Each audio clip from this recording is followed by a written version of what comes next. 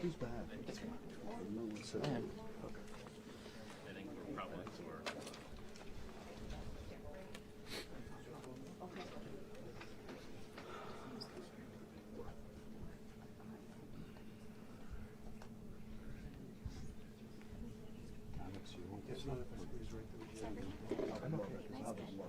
You want it? Yes. Jim. Alex, let me know.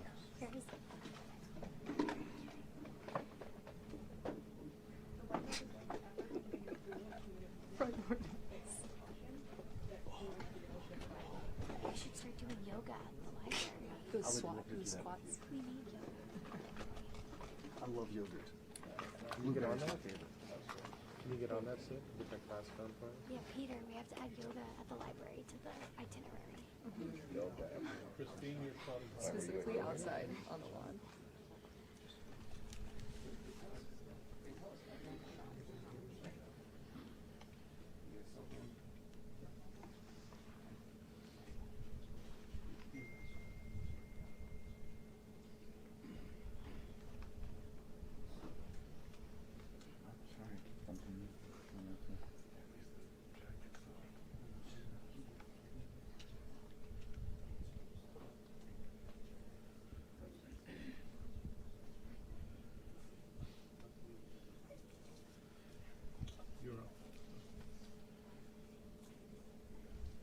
Yeah, I can see it on Fox. Jonathan, Yep. in the you're in the shot. Uh-huh. They're live on Fox right now. Okay. Thank you.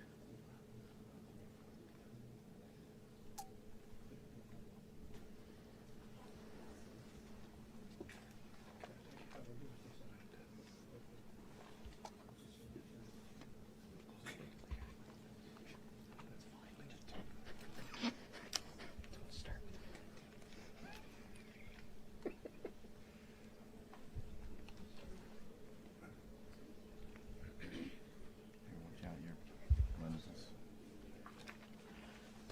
Let me get in there, Jay. The lens is in it, or? Yeah, it's in it. Right now we're on a wide shot just because everyone's taking it live.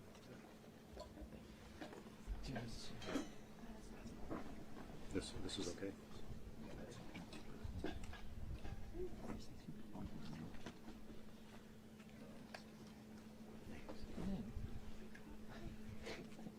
Just watch your left foot.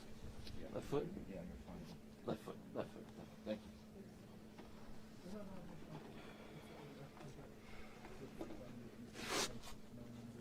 What's everybody doing?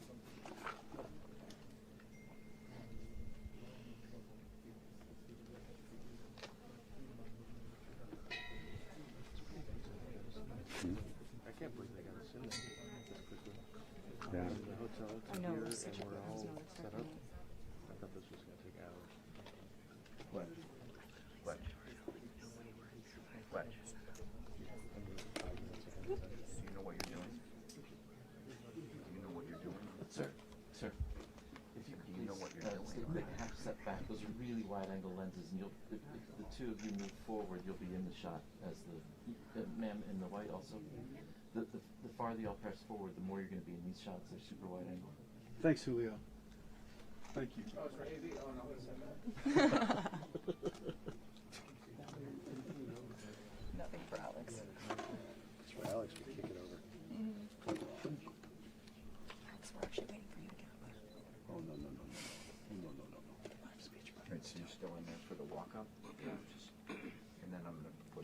Okay.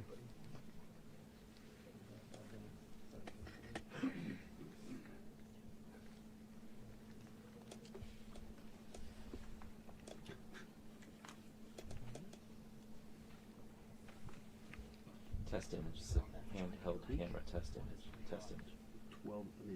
24 to 7. So, you're fine.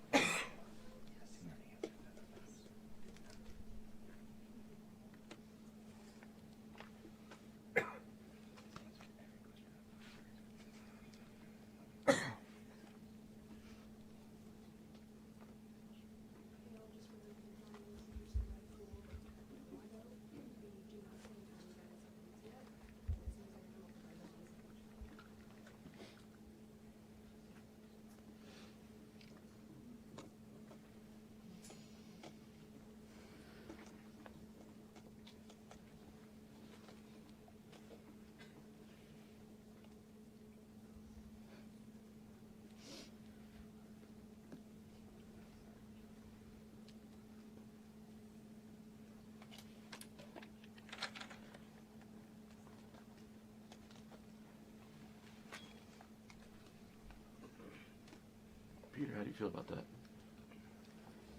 I'm fine with that.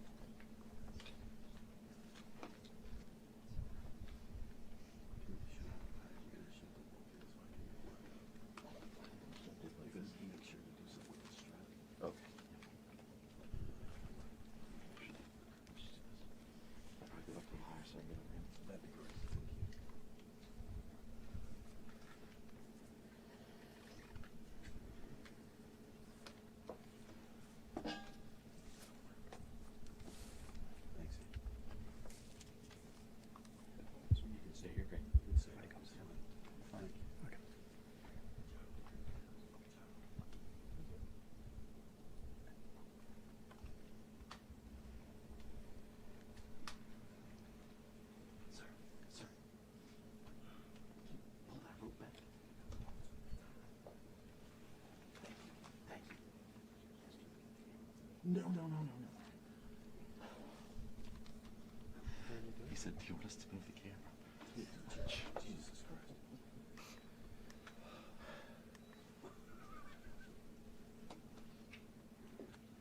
I remember my first day. 33 years ago. You get up.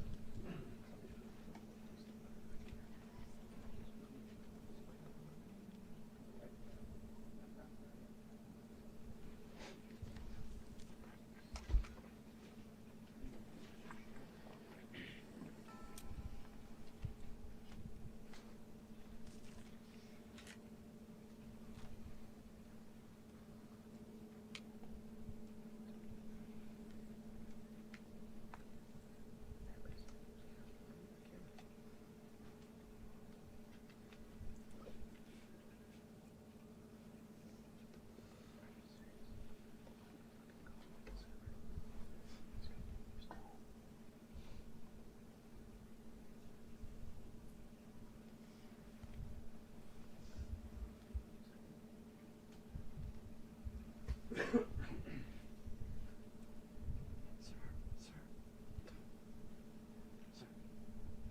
Stay off the road. Thanks. You're moving the camera. Trust me.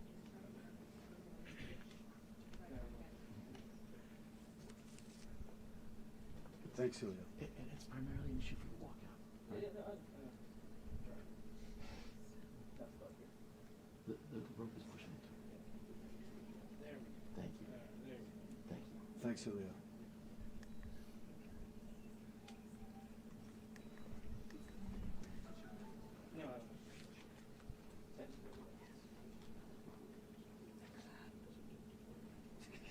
Yeah.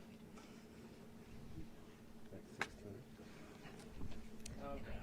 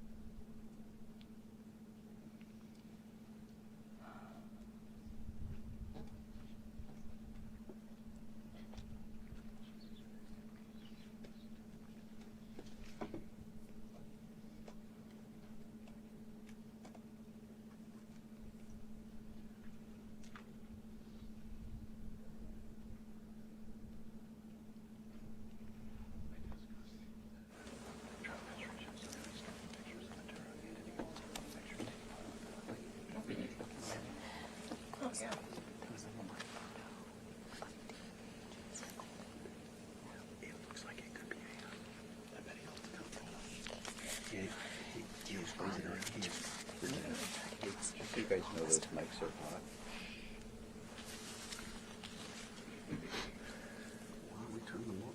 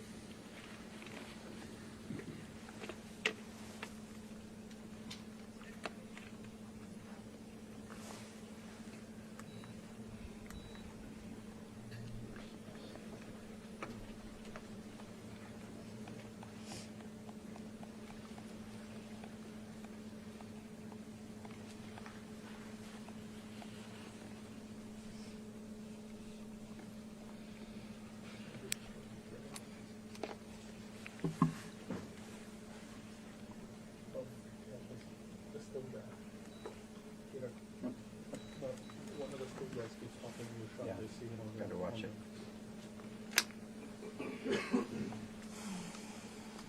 Jonathan, your Yeah, foot right keeps now. hitting the tripod. Is it true? Yeah. With the lens? Yeah, You're not going to pan? I will, but not right now. Not until he's Peter, which direction should I move my feet? okay. To my right? To your right. Is that better? Yeah, again, it's in the shot. Let me know. Trying to figure it out. How about down here? Yeah, I mean, that's fine. That's fine.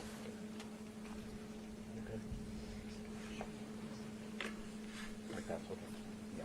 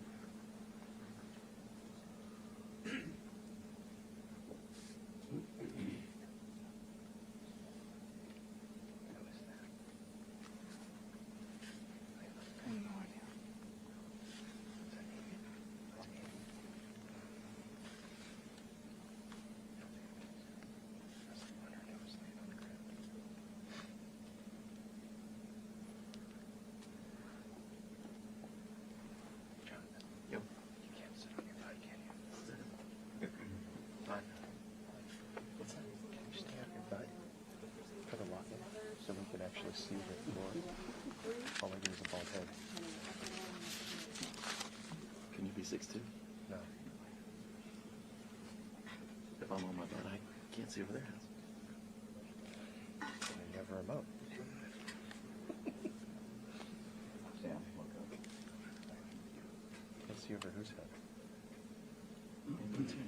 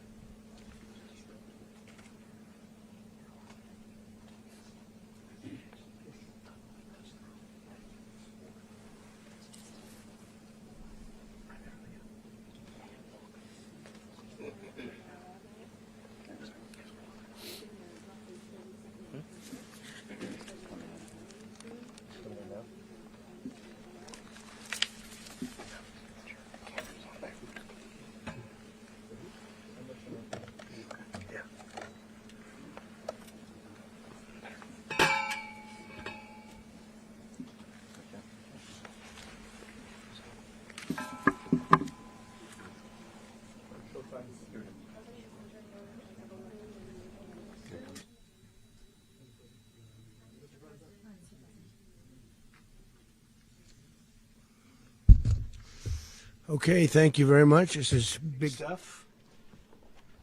We appreciate you being here.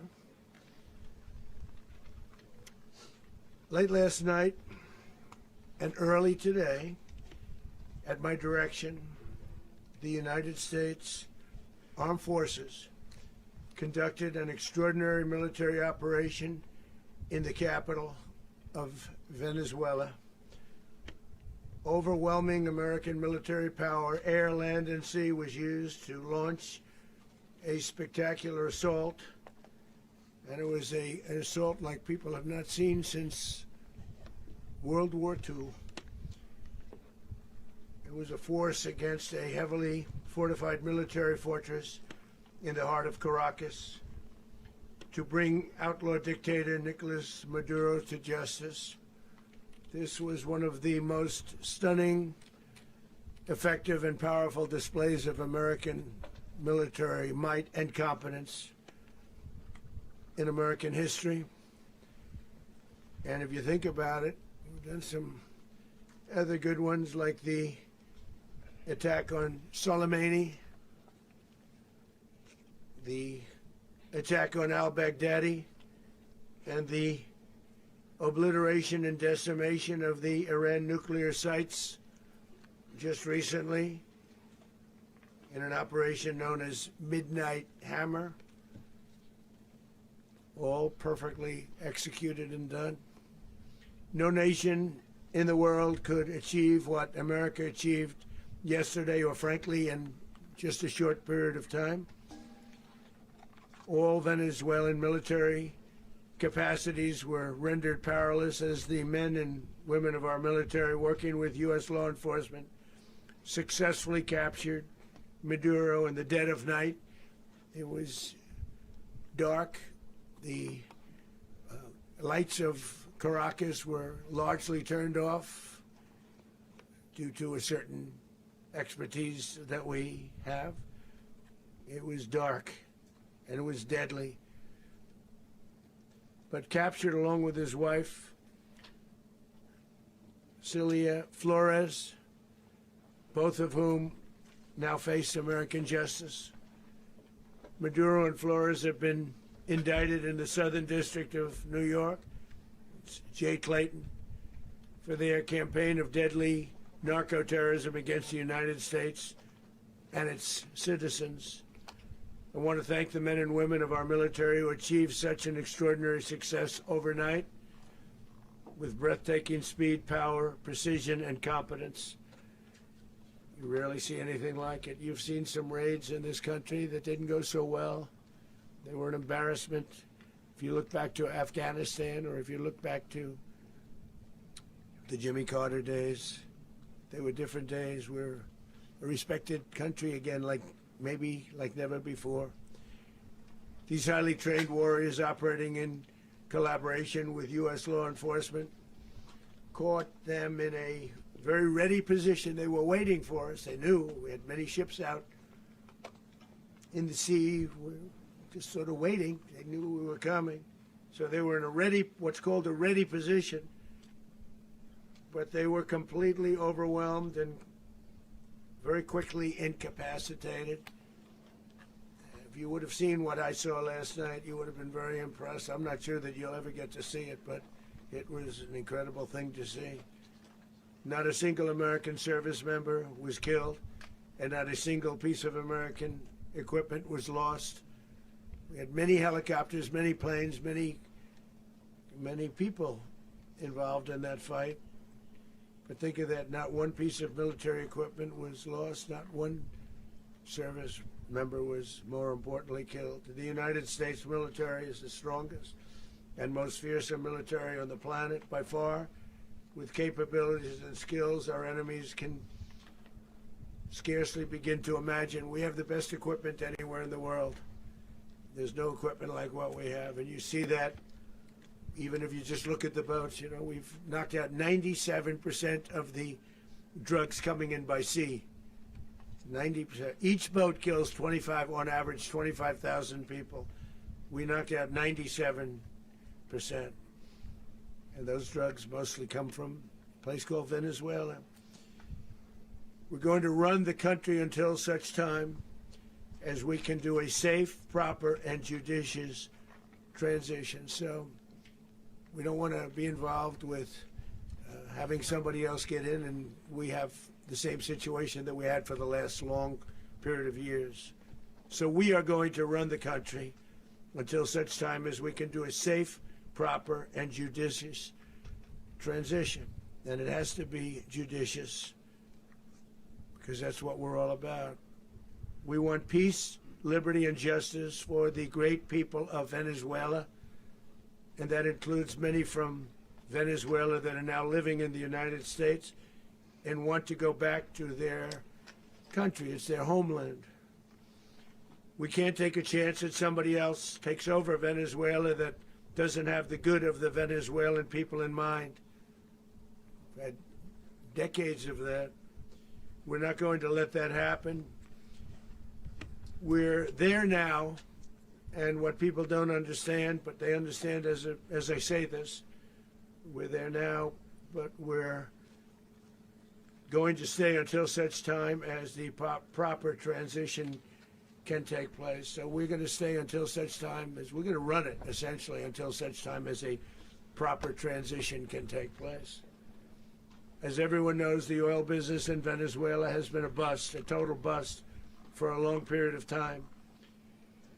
They were pumping almost nothing by comparison to what they could have been pumping and what could have taken place. We're going to have our very large United States oil companies, the biggest anywhere in the world, go in, spend billions of dollars, fix the badly broken infrastructure, the oil infrastructure, and start making money for the country. And we are ready to stage a second and much larger attack if we need to do so. So we were prepared to do a second wave if we needed to do so. We actually assumed that a second wave would be necessary, but now it's probably not.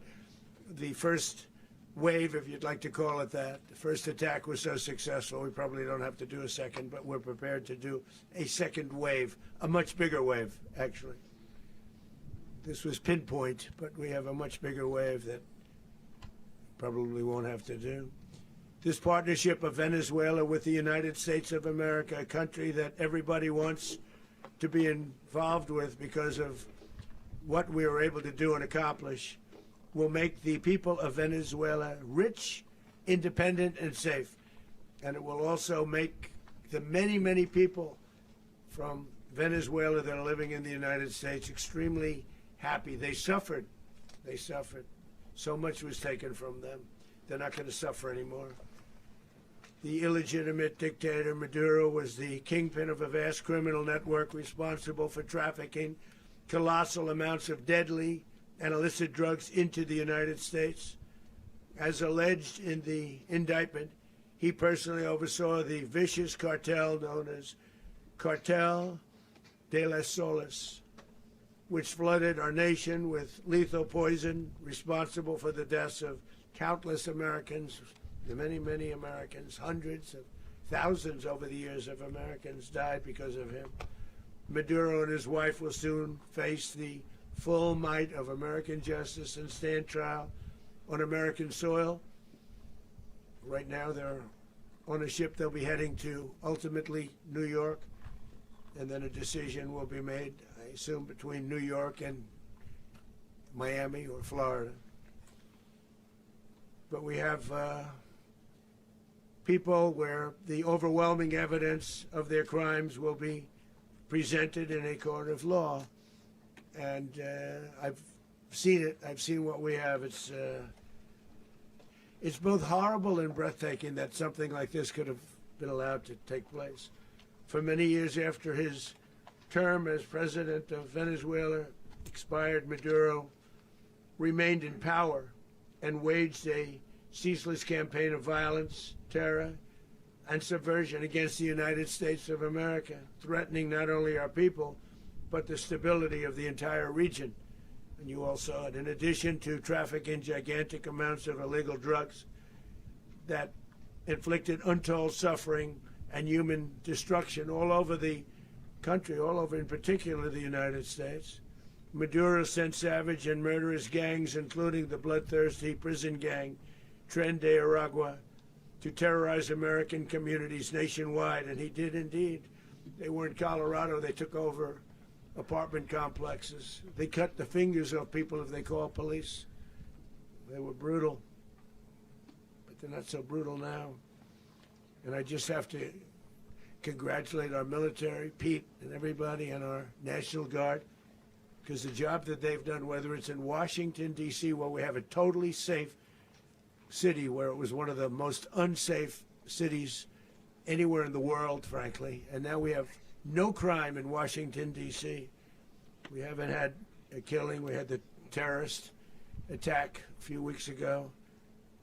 A little bit of a different kind of a threat, but we haven't had a killing in a long period of time, 6-7 months. We used to have two, on average 2 a week in Washington, our capital. We don't have that anymore. The restaurants are opening. Everyone's happy. They're going, they're walking their daughters, they're walking their children, their wives, they walk to restaurants. Restaurants are opening all over Washington, D.C. So I want to thank the National Guard. I want to thank our military. And I want to thank law enforcement. Been amazing. And they should do it with more cities. We're doing it, as you know, and we're doing it in Memphis, Tennessee right now, and crime is down. We've just sort of started a few weeks ago, but crime is down now 77%. And the governor of Louisiana called, great person, and he wanted us to help him, as you know, in a certain very nice part of Louisiana, and we have done that. It was a rough section, and we have crime down. I understand it's down to almost nothing already after 2.5 weeks. New Orleans, it's down to almost nothing, and we've only been there for 2.5 weeks. Can't imagine why governors wouldn't want us to help. We also helped, as you know, in Chicago, and crime went down a little bit there. We did a very small help because we had no working ability with the governor. The governor was a disaster, and the mayor was a disaster. But it knocked down crime. But we're pulling out of there when they need us. We'll know. You'll know. You'll be writing about it. And likewise, Los Angeles, where we saved Los Angeles early on, where the head of the police department made a statement that if the federal government didn't come in, we would have lost Los Angeles. That's long after the fires. That's when they had the riots in Los Angeles. We did a great job. Got no credit for it whatsoever, but that's okay. It doesn't matter. We don't need the credit.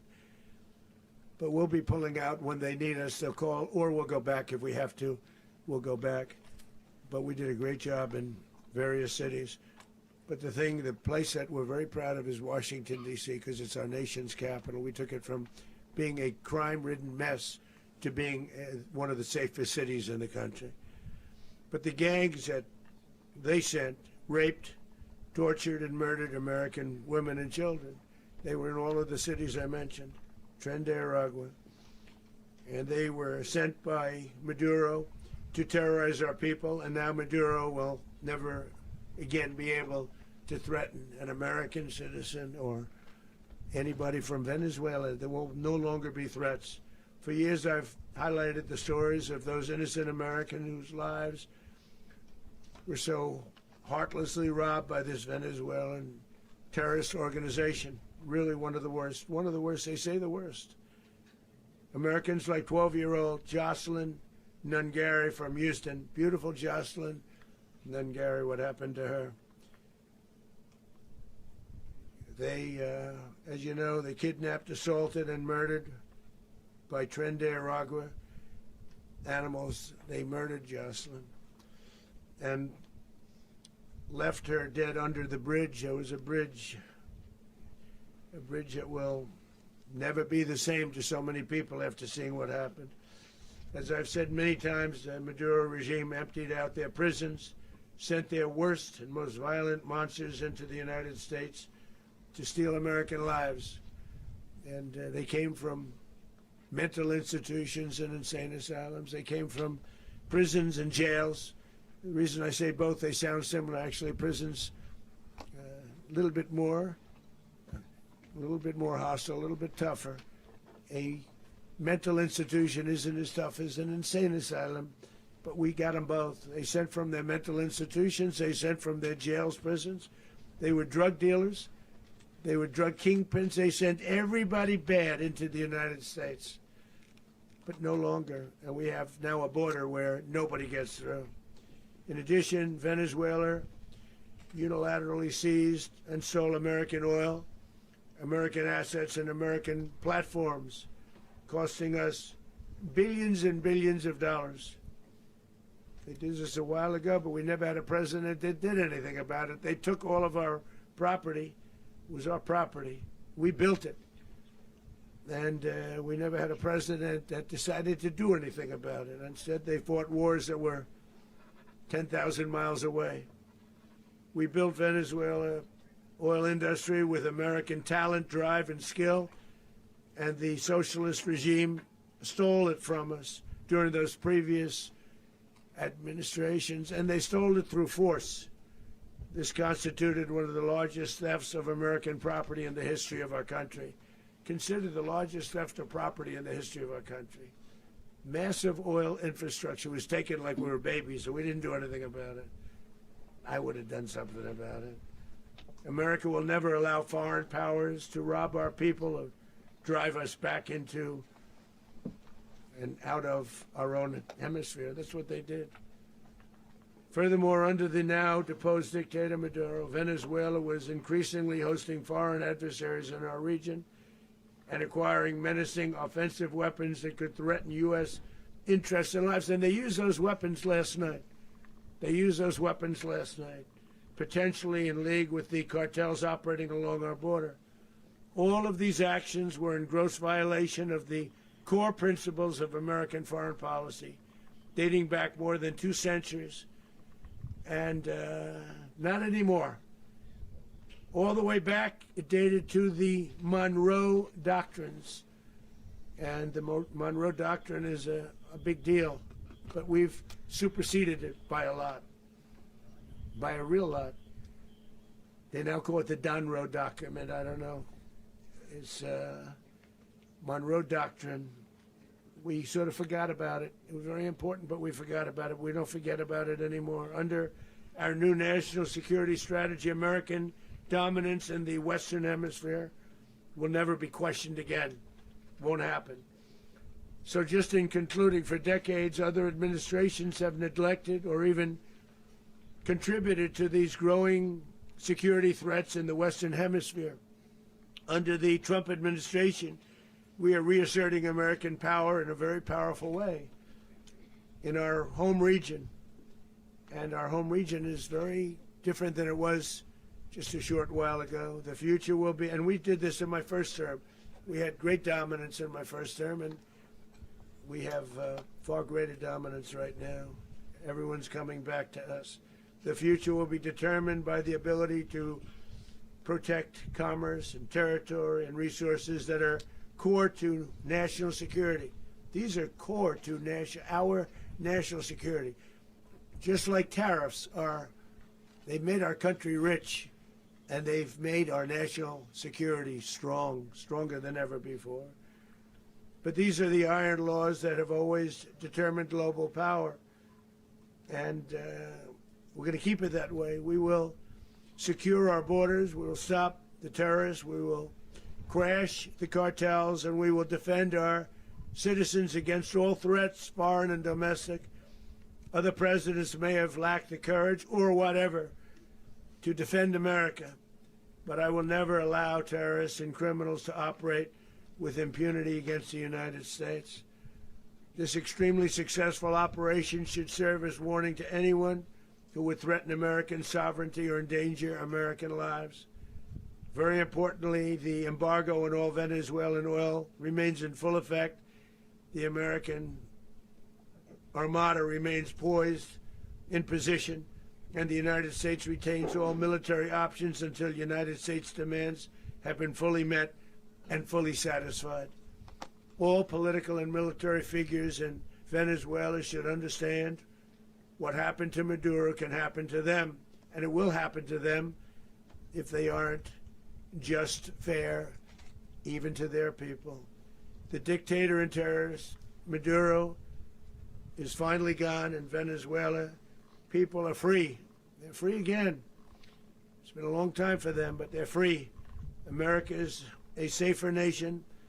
This morning, it's a prouder nation this morning because it didn't allow this horrible person and this country that was doing very bad things to us. It didn't allow it to happen. And the Western Hemisphere is right now a much safer place to be. So I want to thank everybody for being here. I want to thank General Raisin Kane. He's a fantastic man. I've worked with a lot of generals. I worked with some I didn't like. I worked with some I didn't respect.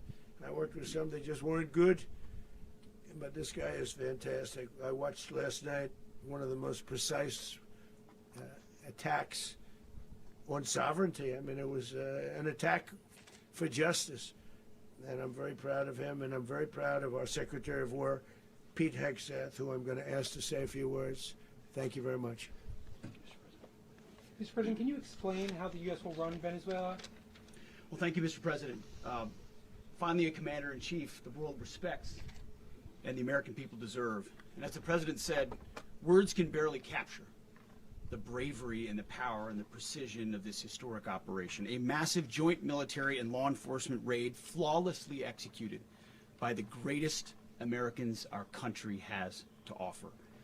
American warriors are second to none, the best in the world and the best of our country. What all of us witnessed last night was sheer guts and grit, gallantry and glory of the American warrior. I'm simply humbled by such men, and I tip my hat to our chairman, Dan Raisin Kane, and all those Americans who stood watch last night. Our warriors are the elite of America, and again, President Trump has your back. No other country on planet Earth, and it's not even close, could pull this kind of operation off. And no other president has ever shown this kind of leadership, courage, and resolve. The most powerful combination the world has ever seen. As the President said, our adversaries remain on notice. America can project our will anywhere, anytime. The coordination, the stealth, the lethality, the precision, the very long arm of American justice, all on full display in the middle of the night. Nicolas Maduro had his chance, just like Iran had their chance, until they didn't and until he didn't. He effed around, and he found out. President Trump is deadly serious about stopping the flow of gangs and violence to our country. Deadly serious about stopping the flow of drugs and poison to our people. Deadly serious about getting back the oil that was stolen from us. And deadly serious about reestablishing American deterrence and dominance in the Western Hemisphere. This is about the safety, security, freedom, and prosperity of the American people. This is America first. This is peace through strength. And the United States War Department is proud to help deliver it. Welcome to 2026, and under President Trump, America is back. I'd like to welcome now our chairman, Chairman Raisin Kane, to give a few more details about the operation. Mr. Chairman. Thank you, Mr. Secretary. Thank you, Mr. President, and good morning. Last night, on the order of the President of the United States and in support of a request from the Department of Justice, as the President said, the United States military conducted an apprehension mission in Caracas, Venezuela, to bring to justice two indicted persons, Nicolas and Cecilia Maduro.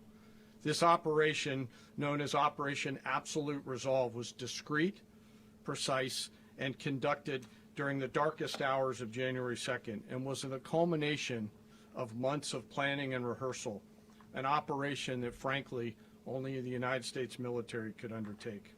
What I'd like to do this morning is talk to you through some of the preparation and the details without compromising any of our tactics, techniques, and procedures. There is always a chance that we'll be tasked to do this type of mission again.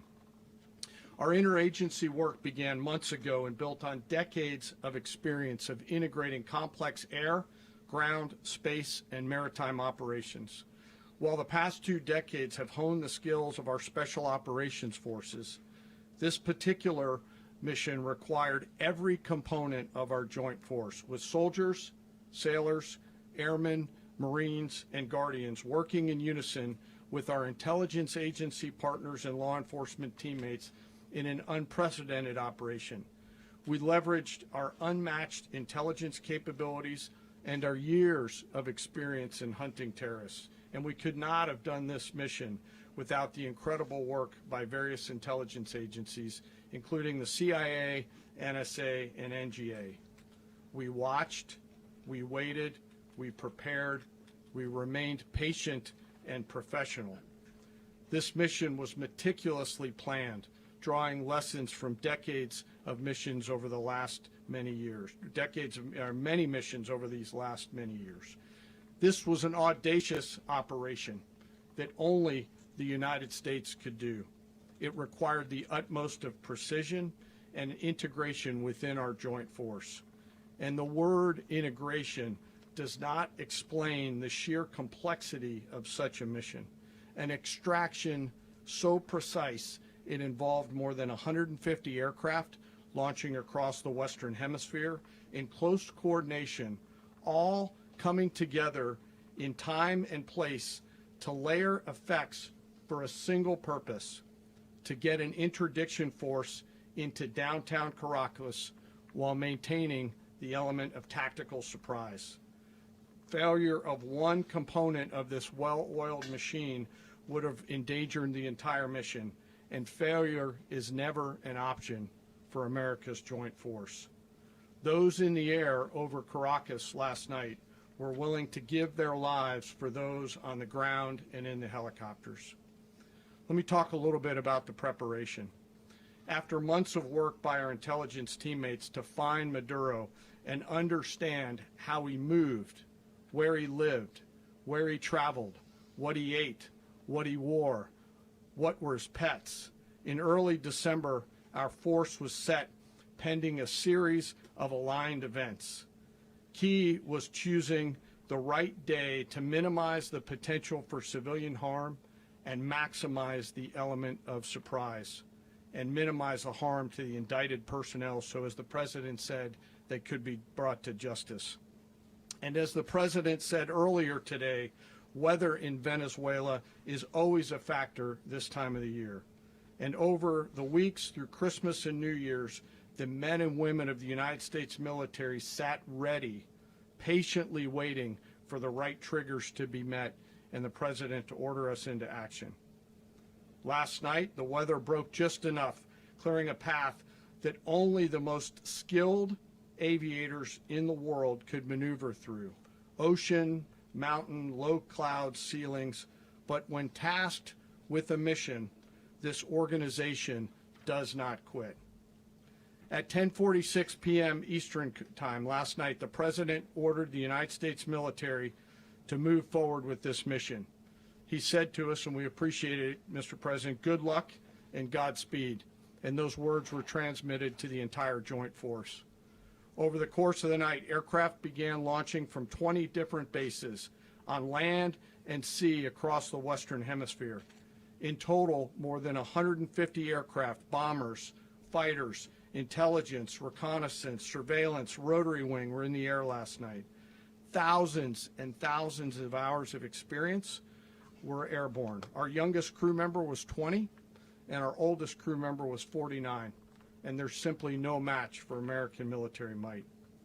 As the night began, the helicopters took off with the extraction force, which included law enforcement officers, and began their flight into Venezuela at 100 feet above the water. As they approached Venezuelan shores, the United States began layering different effects provided by Spacecom, Cybercom, and other members of the interagency to create a pathway. Overhead, those forces were protected by aircraft from the United States Marines, the United States Navy, the United States Air Force, and the Air National Guard. The force included F-22s, F-35s, F-18s, EA-18s, E-2s, B-1 bombers, and other support aircraft, as well as numerous remotely piloted drones. As the force began to approach Caracas, the Joint Air Component began dismantling and disabling the air defense systems in Venezuela, employing weapons to ensure the safe passage of the helicopters into the target area. The goal of our air component is, was, and always will be to protect the helicopters and the ground force and get them to the target and get them home. As the force crossed the last point of high terrain where they'd been hiding in the clutter, we assessed that we had maintained totally the element of surprise. As the helicopter force ingressed towards the objective at low level, we arrived at Maduro's compound at 1:01 a.m. Eastern Standard Time, or 2:01 a.m. Caracas local time, and the apprehension force descended into Maduro's compound and moved with speed, precision, and discipline towards their objective, and isolated the area to ensure the safety and security of the ground force while apprehending the indicted persons. On arrival into the target area, the helicopters came under fire, and they replied with that fire with overwhelming force in self-defense. One of our aircraft was hit but remained flyable, and as the President said earlier today, all of our aircraft came home, and that aircraft remained flyable during the rest of the mission. As the operation unfolded at the compound, our air and ground intelligence teams provided real-time updates to the ground force, ensuring those forces could safely navigate the complex environment without unnecessary risk. The force remained protected by overhead tactical aviation. Maduro and his wife, both indicted, gave up and were taken into custody by the Department of Justice, assisted by our incredible U.S. military with professionalism and precision, with no loss of U.S. life. After securing the indicted persons, the force began to prep for departure. Helicopters were called in to exfiltrate the extraction force, while fighter aircraft and remotely piloted aircraft provided overhead coverage and suppressive fire. There were multiple self-defense engagements as the force began to withdraw out of Venezuela. The force successfully exfiltrated and returned to their afloat launch bases, and the force was over the water at 3:29 a.m. Eastern Standard Time with indicted persons on board. And both Maduro and his wife were embarked aboard the USS Iwo Jima. In closing, what we've witnessed today is a powerful demonstration of America's joint force. We think, we develop, we train, we rehearse, we debrief, we rehearse again and again, not to get it right, but to ensure that we cannot get it wrong. Our jobs are to integrate combat power so when the order comes, we can deliver overwhelming force at the time and the place of our choosing against any foe anywhere in the world. I am immensely proud today of our joint force and filled with gratitude to represent them here today. There is simply no mission too difficult for these incredible professionals and the families that stand by them and support them. As we stand here this morning, our forces remain in the region at a high state of readiness, prepared to project power, defend themselves, and our interests in the region. This operation is a testament to the dedication and unwavering commitment to justice and our resolve to hold accountable those who threaten peace and stability. In closing, I want to express my heartfelt gratitude to the brave men and women who executed this mission. Their courage and tireless commitment to our nation are what makes us strong. Thank you, Mr. Secretary, and thank you, Mr. President. Well, I don't have much to add to what you've heard now, other than the following points. Nicolas Maduro was indicted in 2020 in the United States. He is not the legitimate president of Venezuela. That's not just us saying it. The first Trump administration, the Biden administration, the second Trump administration, none of those three recognized him. He's not recognized by the European Union and multiple countries around the world. He is a fugitive of American justice with a $50 million reward, which I guess we saved $50 million. And We should make sure. yeah, exactly. But Don't let anybody claim it. Nobody deserves it but us. But I want to be clear about one thing. Nicolas Maduro had multiple opportunities to avoid this. He was provided multiple very, very, very generous offers and chose instead to act like a wild man, chose instead to play around. And the result is what we saw tonight. The other message here is the following. You have a guy, like many people around the world, they like to play games. You have a guy who decides he's going to invite Iran into his country, is going to, do the confiscation of American oil companies, is going to flood our country with gang members, is going to take Americans prisoner and try to hold them for hostage and trade them like he was able to do with the Biden administration. Basically likes to play games all this time and thinks nothing's going to happen. And I hope what people now understand is that we have a president. The 47th president of the United States is not a game player.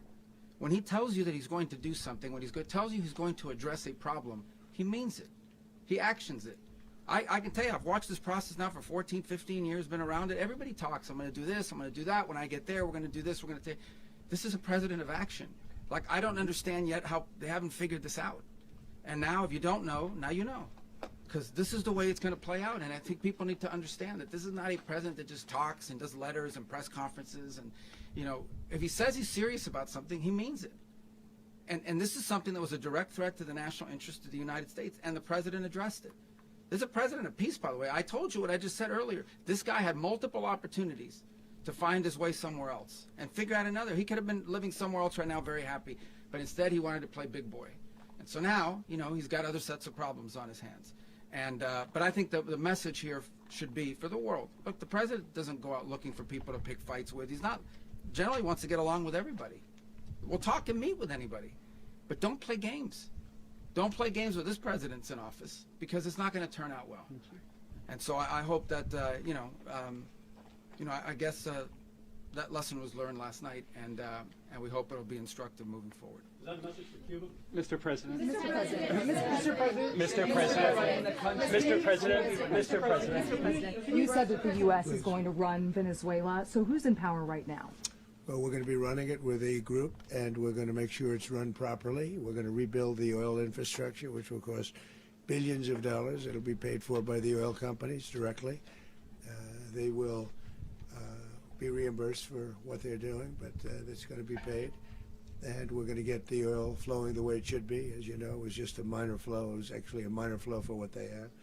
But we're going to run it properly, and we're going to make sure the people of Venezuela are taken care of. We're going to make sure the people that were forced out of Venezuela by this thug are also taken care of. Mr. President. Mr. President. Mr. President. Mr. President. President, does the U.S. running the country mean that U.S. troops will be on the ground? How will that work? Well, they always say boots on the ground. Oh, so we're not afraid of boots on the ground if we have to have. We had boots on the ground last night at a very high level, actually. We're not afraid of it. We don't mind saying it. But we're going to make sure that that country is run properly. We're not doing this in vain. This is a very dangerous attack. This is an attack that could have gone very, very badly. Could have gone very badly. We could have lost a lot of people last night. We could have lost a lot of dignity. We could have lost a lot of equipment. The equipment is less important, but we could have lost a lot. And we're going to make sure that this is proper. We're there now. We're ready to go again if we have to. We're going to run the country right. It's going to be run very judiciously, very fairly. It's going to make a lot of money. We're going to give money to the people. We're going to reimburse people that were taken advantage of. We're going to take care of everybody. It's very important. We couldn't let them get away with it. They stole our oil. We built that whole industry there, and they just took it over like we were nothing. And we had a president that decided not to do anything about it. So we did something about it. We're late, but we did something about it. Yeah, please. Mr. President, can you explain the exact mechanism by which you're going to run the country? Are you going to designate a U.S. official to coordinate? It's all being done right now. We're designating people. We're talking to people. We're designating various people, and we're going to let you know who those people are. Mr. President. What's the group you mentioned that would run Venezuela? Well, it's largely going to be, for a period of time, the people that are standing right behind me. We're going to be running it. We're going to be bringing it back. It's a dead, I talk about a dead country. A year and a half ago, we were a dead country. Now we're the hottest country anywhere in the world. We're a country doing better than any country anywhere in the world. And it required leadership. Venezuela has a lot of bad people in there, a lot of bad people that shouldn't be leading. We're not going to take a chance that one of those people take over for Maduro. So you can look at, and others, we have fantastic people, including people in the military. So we're going to have a group of people running it until such time as it can be put back on track, make a lot of money for the people, and give people a great way of life, and also reimbursement for people in our country that were forced out of Venezuela. Mr. President, Rubio would be. you said earlier today that you weren't going to back Machado to come back and be the opposition leader in your Fox and Friends interview. And then you also mentioned the vice president of Venezuela. Are you going to work with the vice president of Venezuela, or how do you foresee the relationship Well, going? I understand she was just sworn in, but she was, as you know, picked by Maduro.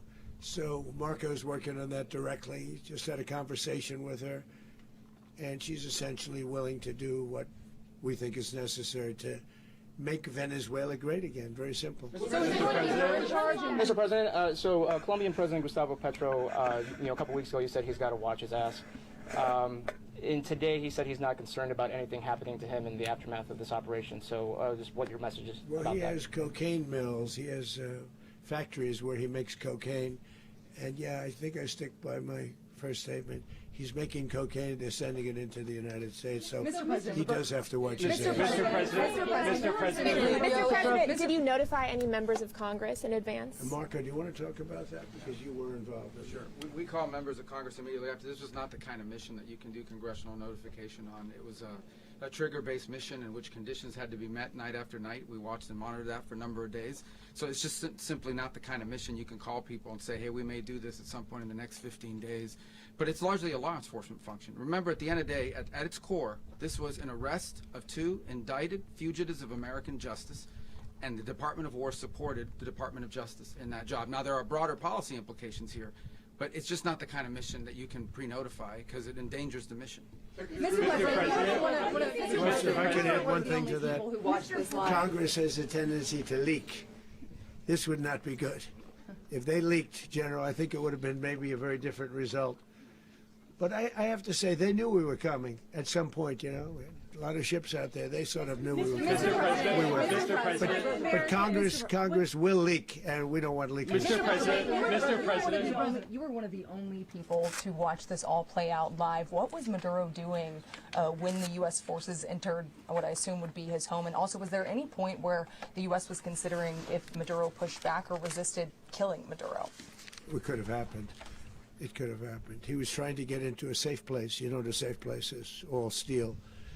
And he wasn't able to make it to the door because our guys were so fast. They went through the opposition so fast. And there was a lot of opposition. People were wondering, do we get them by surprise? Sort of surprised, but they were waiting for something. It was a lot of opposition.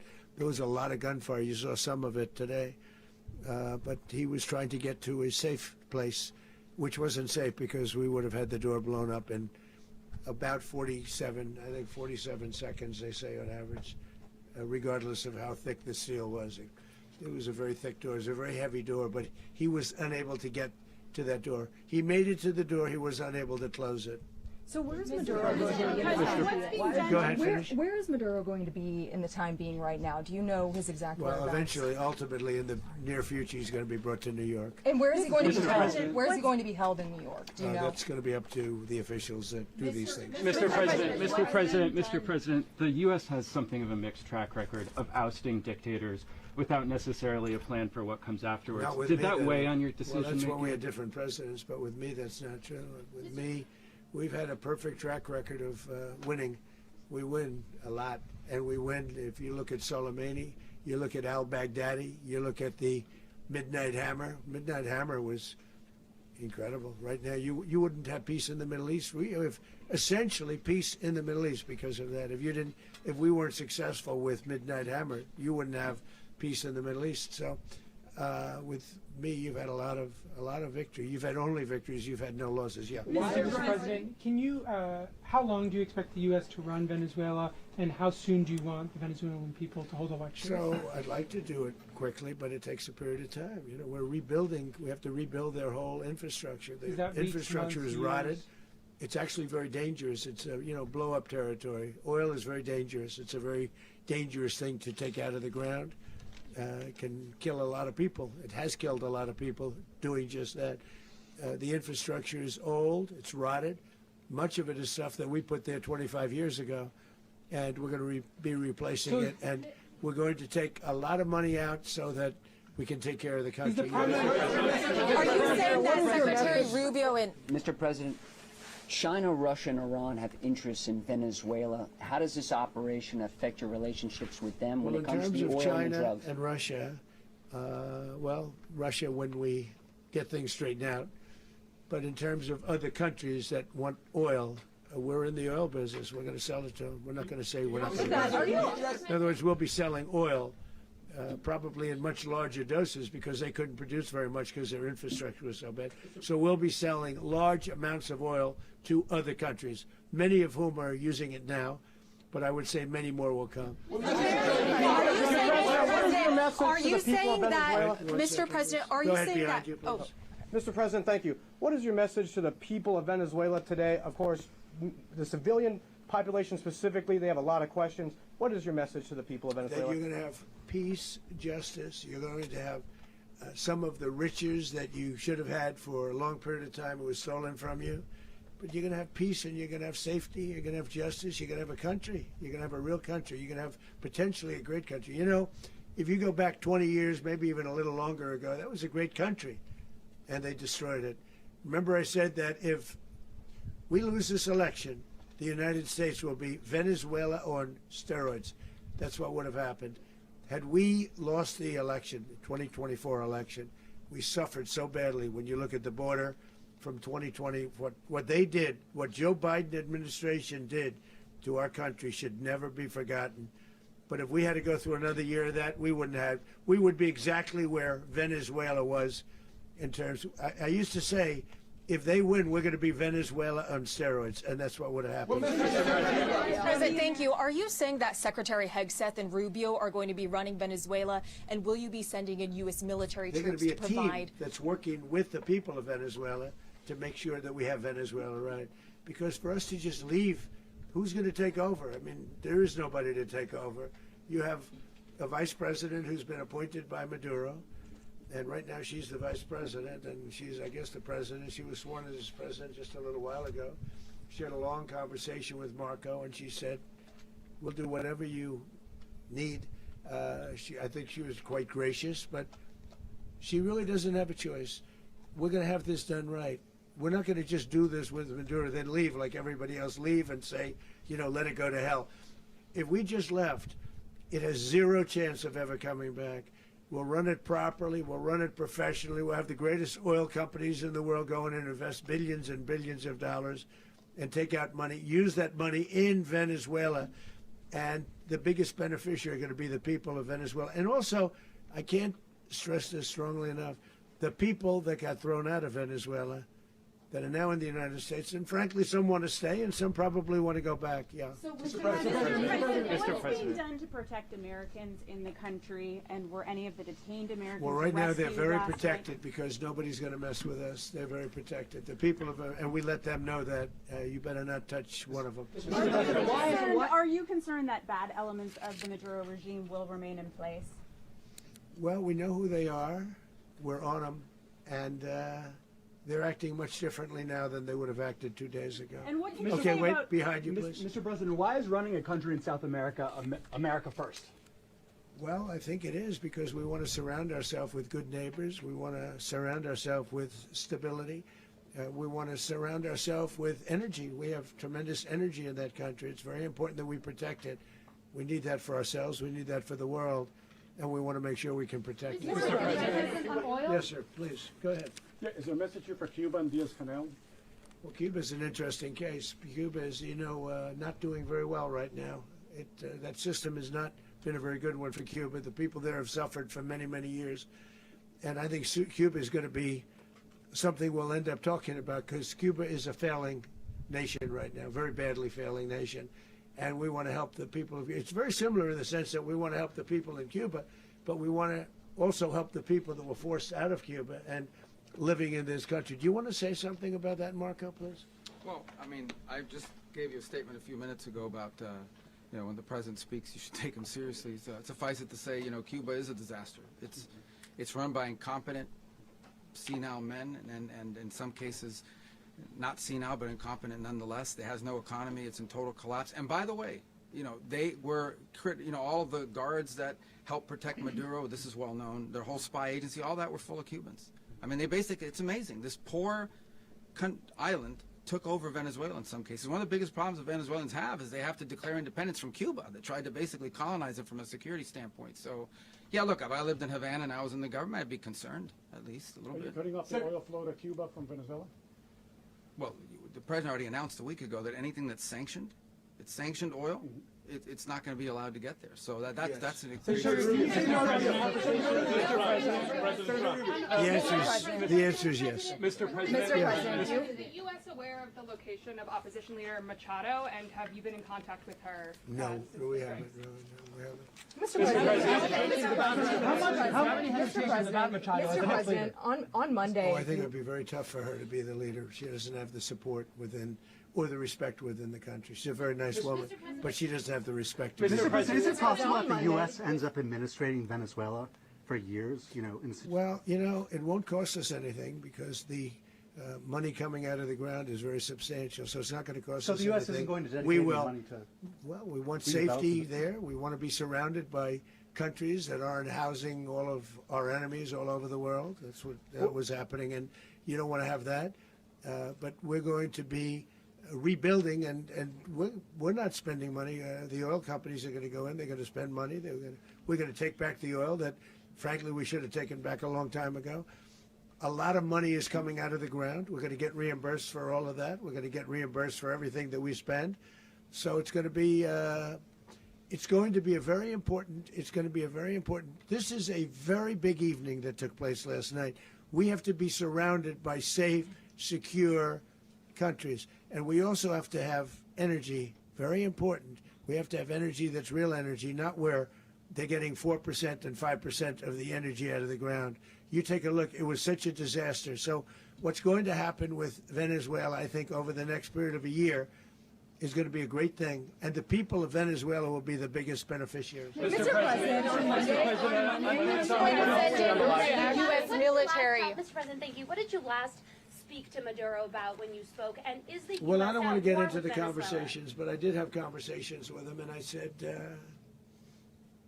got to surrender. And I actually thought he was pretty close to doing so, but now he wished he did, yeah. Mr. President, can you explain, you said that Maduro is responsible for drug trafficking. You recently pardoned the former president of Honduras who was convicted on many drug trafficking. Can you explain how these two situations are different? And would you ever pardon Maduro? I endorsed, as you know, the winning president, the man who won in Honduras. I endorsed the man who won in Chile. I endorsed the man who won in Argentina.